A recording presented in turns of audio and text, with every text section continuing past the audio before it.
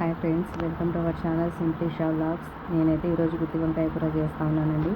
దాంట్లో ఇంగ్రీడియంట్స్ వచ్చేసి కొబ్బరి పొడి, ధనియాల పొడి, కారం పొడి, సాల్ట్, పసుపు, అల్లం వెల్లుల్లి పేస్టు, శనగకాయ విత్తనాలు, టమాటా పళ్ళు, ఎర్రగడ్డ, కొత్తిమీర అంతా వేసి మసాలా చేసుకోవాలండి. వంకాయలు అయితే ఇట్లా 4 ఒప్పులుగా కోసుకోవాలి. ఈ మసాలా అయితే నేను రోట్లో నూరుకున్నానండి. ఈ మసాలా అయితే ఈ వంకాయలలో ఇలా స్టఫ్ చేసుకోవాలి. దీంట్లో కొద్దిగా చింతపండు కూడా వేసుకోవాలండి. మసాలా అంతా మసాలాలోనే వేసి నూరుకోవాలి. ఇంకా పైనుంచి అయితే ఏ మసాలాలు వేసేకైతే మనం లేదు.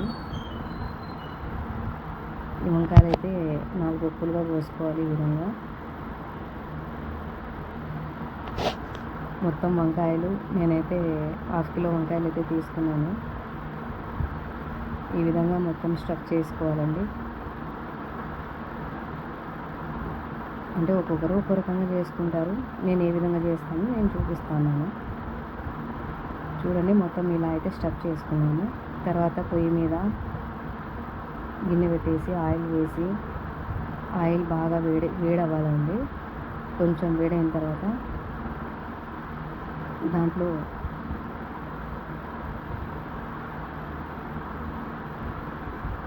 ఆయిల్ వేడెక్కిన తర్వాత దాంట్లో కొద్దిగా ఆవాలు,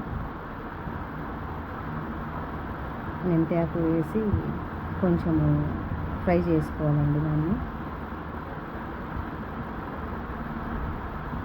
చూడండి, బాగా ఇలా ఫ్రై చేసుకోవాలి. పచ్చి స్మెల్ అనేది పోవాలండి. దాంట్లోంచి మంచి అరోమా వస్తుంది. మంచి స్మెల్ వచ్చేంత వరకు దాన్ని వేపుకోవాలి. తర్వాత మనం స్టఫ్ చేసుకున్న తర్వాత కొంచెం మసాలా ఏదైనా మిగిలి ఉంటే ఆ మసాలాని కూడా దీంట్లోనే ఆయిల్లోనే వేసి ఇట్లా బాగా ఫ్రై చేసుకోవాలండి. కొంచెం పచ్చివాసన పోయేంత వరకు.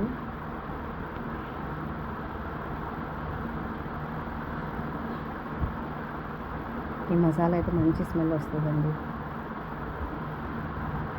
చూడండి, ఈ విధంగా అయితే పచ్చి స్మెల్ పోయేంత వరకు బాగా వేయించాలి. ఈ మసాలా బాగా వేగిన తర్వాత మనం స్టఫ్ చేసుకున్న వంకాయలు వచ్చేసి దీంట్లో వేసేసేయాలండి. ఈ వంకాయలు వచ్చేసి ఆయిల్లోనే కొద్దిగా మగ్గనివ్వాలి. దాంట్లో లాస్ట్లో కొంచెం పైనుంచి కొత్తిమీర వేసుకోవాలి. ఆ కొత్తిమీర వేసుకొని బాగా కలుపుకోవాలండి. కొంచెం నూనెలో మగ్గనిచ్చిన తర్వాత దీన్ని కూడా లాస్ట్లో మనము దీంట్లో కొద్దిగా, అంటే ఎక్కువ వేసుకోకూడదు, కొద్దిగా వాటర్ వేసుకొని ఇంకా కుక్కర్ అయితే మూత పెట్టేసేయాలి. ఈ వంకాయలు అయితే చిన్న వంకాయలు కాబట్టి మనము 2 విజిల్స్కి అయితే పెట్టాము. చూడండి, ఈ విధంగా అయితే నేనైతే 1/2 kg తీసుకున్నాను కాబట్టి కొంచెం వాటర్ ఎక్కువ పోసాను. ఎందుకంటే ఇది చల్లగా అయితే కొంచెం చిక్కబడుతుంది ఈ గ్రేవీ అనేది. చూడండి, ఇలా బాగా కలుపుకొని లాస్ట్లో కుక్కర్ మూత పెట్టుకోవాలి. ఇదిగోండి, వంకాయ అయితే రెడీ అయిపోయింది. తర్వాత కిచిడి మసాలా పులగమండి. ఆయిల్ బాగా వేడెక్కిన తర్వాత ఆనియన్స్ వేసుకోవాలి. ఈ ఆనియన్స్ నేనైతే 3 గడ్డలు అయితే తీసుకున్నాను. చూడండి, ఇలా బాగా ఆనియన్స్ అయితే వేగనివ్వాలి.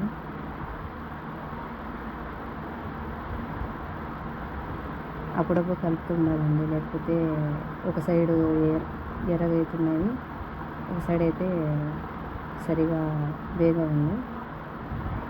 ఈ విధంగా గోల్డెన్ బ్రౌన్ కలర్ వచ్చేంత వరకు వేగనించుకోవాలి. తర్వాత దీంట్లో అయితే మెంతాకు, పచ్చిమిరపకాయలు అయితే వేసుకోవాలండి. ఎందుకంటే ఇది ఆయిల్లో ఫ్రై అయితే అదొక టేస్ట్ అయితే మంచి టేస్ట్ అయితే వస్తుంది.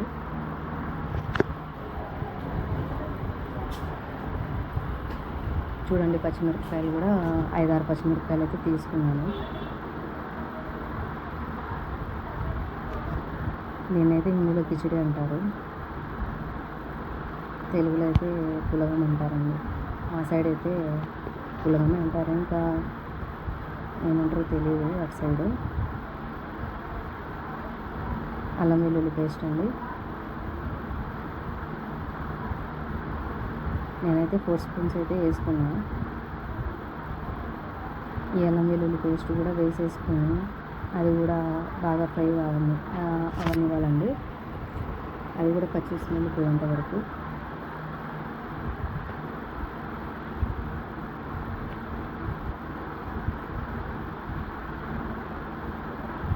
ఇదైతే బాగా వేగిన తర్వాత దీంట్లో అయితే టమాటా పళ్ళు వేసుకోవాలి.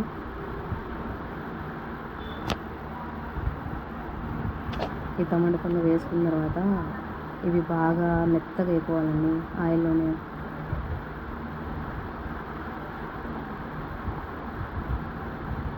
టమాటా పళ్ళు వేసుకున్న తర్వాత కొత్తిమీర కూడా వేసుకోవాలి.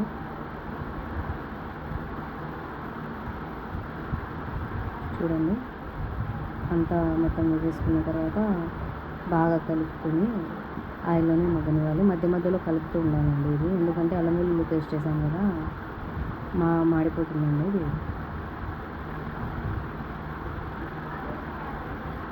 అవి బాగా మెత్తగా ఆయిల్లోనే ఫ్రై అయిన తర్వాత ధనియాల పొడి, పసుపు అయితే వేసుకోవాలండి.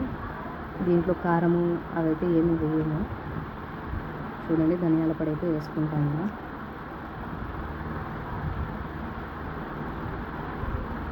మళ్ళీ ధనియాల పొడి వేసిన తర్వాత పసుపు అయితే వేసుకోవాలండి.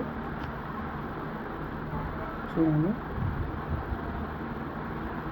1/2 టీ స్పూన్ అయితే పసుపు అయితే వేసుకోవాలి. మొత్తం వేసేసుకున్న తర్వాత చూడండి బాగా ఇలా ఫ్రై అవనివ్వాలి. తర్వాత అయితే లాస్ట్లో విసురు పోసుకోవాలండి. మనం బియ్యం ఎంత తీసుకున్నామో ఇంకా మనం ఇంట్లో చేసుకుంటాం కదా, దానికి తగ్గట్టు మనం వేసుకోవాలండి. విసురు అయితే సాల్ట్ వేసుకోవాలండి. లాస్ట్లో సాల్ట్ వేసేసుకొని ఇంకా దాని మీద మూత పెట్టేసుకోవాలి. చూడండి, అన్నీ వేసేసుకున్నాను. ఇంకా ఇలా ఎసురు అయితే బాగా ఉడకాలండి. నేనైతే మంట తగ్గించా, ఎందుకంటే బియ్యం వేసుకున్నామని చెప్పి దాంట్లో మనం ఉప్పు సరిపోయిందా లేదా అని చూసుకోవచ్చండి. తక్కువైతే మళ్ళీ వేసుకోవచ్చు. ఎసురు అయితే ఉడుకుతూ ఉంది. బియ్యం అయితే వేసుకోవాలి. బియ్యం మొత్తం వేసుకున్న తర్వాత ఈ విధంగా మళ్ళీ ఒకసారి కలుపుకొని మూత పెట్టేసేయాలి. ఇంకా దాంట్లో వాటర్ అంతా ఎండిపోయిన తర్వాత సన్నమంట పెట్టేసేసుకొని ఆవిరి మీదే దాన్ని ఉడకనివ్వాలండి.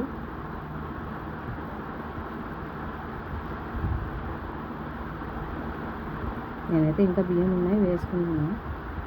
చూడండి, కిచిడి అయితే రెడీ అయిపోయింది.